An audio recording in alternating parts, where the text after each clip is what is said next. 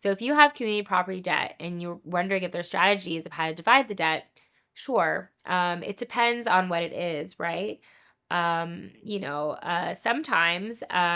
you might have a spouse that's very savvy and maybe has been divorce planning, where he or she kind of moved around money during your marriage to try to plan for this divorce to leave you without assets, where he or she kind of abused this concept of community property debt or marital debt. And not all debts are created equally.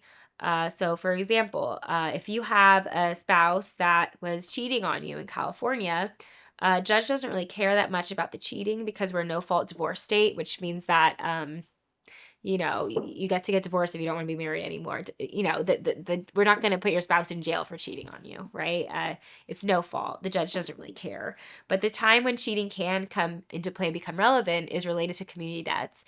Because if your spouse was spending, a bunch of money on his or her boyfriend or girlfriend during the marriage, you shouldn't be responsible for that, right? So if we can show, that he or she spent down, hundreds of thousands of dollars, then all of that debt may be allocated just to your spouse and not to you, right? So the real question is what are these debts from, not just that there's debt.